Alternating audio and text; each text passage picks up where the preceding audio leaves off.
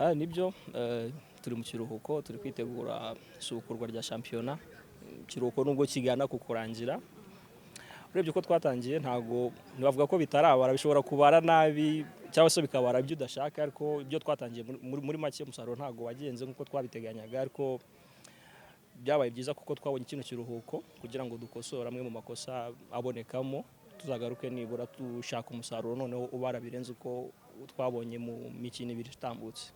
Bavuga ko bitaraza, urumva ni Mukura n'ikipe yahindutse ku kigero cya 60%, byanga bikunda rero bisaba igihe aba bakinnyi bashya kugira ngo nabo babashe kwibona muri shampiyona, ariko abenshi nibura umusaruro tubitezeho, abenshi byatangiye kuza. N'akantu gato kaburagamo kugira ngo bahuze na bagenzi babo, nabyo turi gukora muri mikino ya gishuti turi gukina myinshi kugira ngo nibura icyo twabonaga kibura mu mikino ibanza turebe ko twakibona muri mikino ya gishuti tuze kugaruka muri shampiyona nabo bamaze kwibona 100% mu bandi. MD navuga ko mufite umutoza umwe mu batoza bamaze igihe bafite equipe hano muri shampiyona y'u Rwanda, wenda nta guhinduranya imyaka hafi 3, ariko urebye ku equipe nava yatangiye ukareba abakinnyi n'ubwo bari gukoresha usa nkaho wagira ngo nibwo equipe gitangira pre-season, aho ntago uyu mutoza mwamwe mufiteho impungenge. Nibyo ni umukozi wacu tumaranye igihe, hari ibyo yaduhaye mu myaka 2 hamaze muri seze 2 zitambutse twishimiye, duhitamo ko twanakomezanya. Urebye rero n'uyu munsi byari gukora turacyamufitiye icyizere. Gutangira nabi bibaho, si uyu munsi gusa, hari n'izindi sezo twize gutangira nabi ariko umusaruro bikarangira ubonetse. Urugero nka sezo ya 22-23 ikipe yatangiye mu myanya igeze kuri juni ya 8 ari ikipe ya 13, ariko tuza gusoza ku mwanya wa 6. Ntarirarenga rero turacyamufitiye icyizere, kandi n'ibyo akora n'ibyo ahindura n'ibyo agerageza byose no kugira ngo abone igisubizo mu bakinnyi 11 akwiye kubanzamo. Hari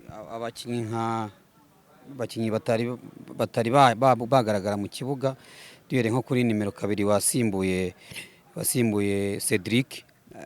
Ni ikihe kibazo gihari kugira ngo ikipe ya mbere iboneke? Si ukutagaragara, usibye wenda uyu munsi ushobora kuba utamubonye, ariko match 2 twakinnye yarazikinnye, usibye ko uyu munsi ari mu bakinnyi batabashije kuboneka kubera ikibazo cy'imvune yagize mu mukino twakinnye na Etincelle. Nibyo twahoze dufite abakinnyi bato, abenshi bagiye banavamo abakinnyi beza dufite n'uyu munsi bari muri equipe ya mbere, babashije kugera muri equipe ya mbere bavuye muri equipe yacu y'abato. Kongera muri abatarangije imyaka 17 ni ikigero cyiza ko hari abo twabonaga mu bihe bitandukanye, wenda bitewe naho bavuye akaza imyaka 17 n'umunani, ariko ukabona ko hari icyo yasigayeho inyuma ugereranyije n'ibyo wenda yakabaye yarabonye mu myaka 17 afite uwo munsi. Niyo mpamvu rero dushaka ko mu batarangije imyaka 20 twari dufite uyu mwaka, tunagendeye no kuri gahunda nziza na federasiyo yatwemereye yuko izadushakira amarushanwa atarangije imyaka 17 no bakabasha gukina. Dushaka ko nibura abo bana dukomeza kubategura duhereye nibura ku myaka 14 bakaba bari muri icyo cyiciro, ku buryo tuzaba tumufite nibura tukavuga ko umwana twamukurikiranye mu gihe cy'imyaka 4-5 azajya kuzamuka muri Mukura, yaba afite n'impano yaranyuze nibura mu maboko. Twizeye neza ko azamutse ari umukinnyi ufite icyo yafasha Mukura. Ni muri urwo rwego rwo ku munsi w'ejo dufite igikorwa cyo kuba twareba, harabo already twe dufite batarangije imyaka 17, ariko dushaka kureba niba hari n'abacikanywe dushobora kubona nabo bafite impano bakiyunga kuri abo bandi, bakaba bari mu ikipe y'abatarangije imyaka 17 yazagirira akamaro Mukura mu gihe kizaza. Tugana ku musozo, hari ibitarabaye kiriya ku bijyanye no mu defenseur tubonye mu ikipe ya APR, ariko mukaba mwari mwamutangaje muri Mukura, ndavuga Ishimwe Jean ndetse n'amakuru ya Katega bivugwa ko ashobora kongera gutizwa ikipe ya Mukura. Waduhaho kuri bano bakinnyi babiri?